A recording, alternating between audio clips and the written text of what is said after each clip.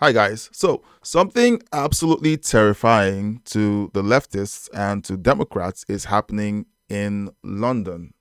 Over 3 million people came out today and are still out on the streets demonstrating, protesting, okay, the large immigration situation that they have in the UK. But riding on the what I call it, on the incident that took place a few days ago, we have this happening within the protest.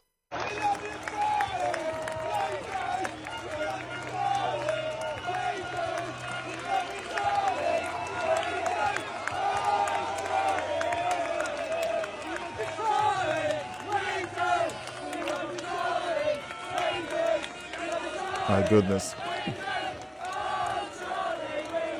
That is that is just, I couldn't hear what they were chanting, but it had something to do with Charlie. They're raising his photo. Look, these guys don't know what they just unleashed. They have no clue what they just unleashed. If they thought that they were going to silence free speech, if they thought that they were going to, muzzle the conservatives and get them to crawl back into the holes and hide and curl up, and that's what they're going to do. If they think that the narratives that they're trying to spin, smearing Charlie Kirk, look, I don't know about you, but it's as if something changed in the air on September 10th. Something changed. Something totally changed for everyone across the world. Because what does the UK have to do with an incident that took place in Utah? What's the connection between this and that? It's because the same globalist ideology that has dripped down from the Democrats in the United States into Western culture, into Europe, has affected them. And the one calming voice that was speaking articulately about these problems was just murdered. And that has woken everyone up. They didn't murder a Tommy Johnson or Tommy Robinson, who is more fiery than Charlie Kirk. They didn't murder someone else who is more divisive in his speech and in the way he confronts these ideas. They murdered the person who just wanted to have a soft conversation with ideas. And that sent a signal across the entire conservative movement that anyone is fair game. Anyone. And it's emboldened everyone to say, look, we're going to speak up. This is a 3 million man protest. We're going to see some footage about what's going on in London. Now, this is footage from Westminster Bridge. It's just you're looking at ants. It's as if you're watching ants swarm a certain location. This is just massive. This isn't AI. This is actual people. Like already, what they expected was 250,000 people. Those were the estimates that were circulating. 250,000. Here's what I think happened. I think the assassination of Charlie Kirk poured gasoline on the fire, and it went from expecting just 250,000 people to over 3 million people flooding the streets in London. And in the middle of that 3 million man march, this is going on.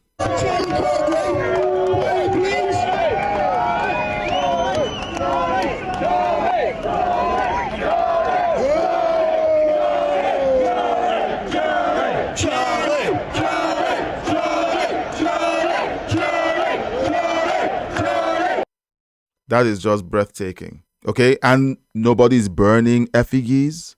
Nobody's burning buildings. Nobody is calling for violence. There's no looting. There's no violence. Please take note. This is meant to be the group that is violent.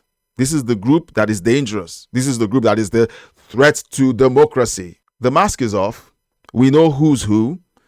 And we don't believe that nonsense anymore. We've seen them try to smear his name. It's not doing a thing. They have tried their level best. It's not working. Don't expect them to own the defeat and go back. They're going to keep doing it. So don't think that the fight is over. No, they're going to keep doing it. They're going to keep speaking ill of the dead that they were responsible for, because they are 100% responsible for what happened to Charlie Kirk. They are. Anyone saying, well, don't say that, there's no evidence to prove that, there's over 15 years of evidence of calling people you don't agree with fascists, Nazis, a danger to democracy, a danger to society, a danger to humanity. There's evidence of that happening. So we're not buying it anymore.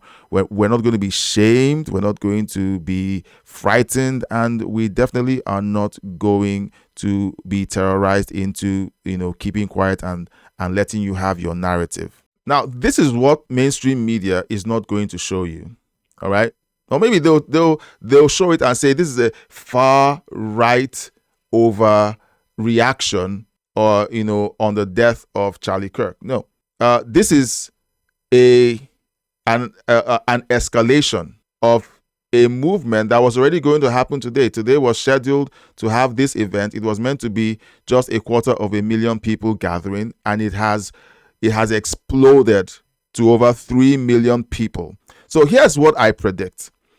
You have the leftists and the progressives thought that they were dealing with just a handful of progressive voices. On the internet, right after Charlie was murdered, there were a list of progressives, and Charlie's name was crossed out and it says, who's next? What they don't realize is that they instantly created millions and millions and millions of Charlie Kirks. That one bullet gave birth to millions of Charlie Kirks. This was meant to be just 250,000 people. This was what they had planned. And it has gone to over 3 million people saying the same thing. Now, someone might say this could be people taking advantage of an already incendiary situation, and they're going to try to push the narrative that Tommy Robinson and his team were riding on the tragedy of Charlie Kirk's death, and they'll try to spin this. But look, there's no way of spinning it.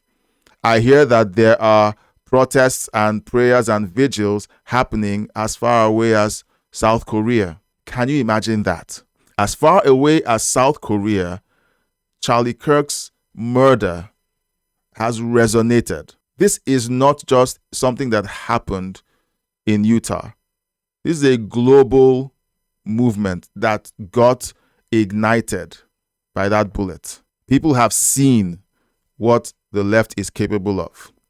People have seen what they plan to do to anyone who disagrees. They've called for it again and again for years. They haven't hidden their ideas on what should happen to people who don't agree with them. And you know what? People have woken up. The Democrats are absolutely terrified of this. Leftists are absolutely terrified of this. Charlie Kirk's assassination has created a massive global movement. Let me know what you think of this. If you watch this long, you're a super fan. Consider liking, subscribing, and sharing this video. If you can, please leave a super thank. It's a way that YouTube has created for you to support the channel financially if you don't want to be a partner, but I would invite you to please consider joining the membership and becoming a partner with me. If you like what I'm doing and if you want to see me keep doing this, please consider supporting the channel further by joining the membership. In the membership, we're going to be creating unique content for you and creating experiences where we have these live streams where it's just a members only thing, where we have conversations, have call-ins, discuss things, discuss ideas. And it's my desire to be able to help those of you who are interested in creating content like I do to start out your own content creation journey. So please consider being a part of that. Thank you for being a part of this. I do appreciate you from the bottom of my heart. And until next time, God bless you.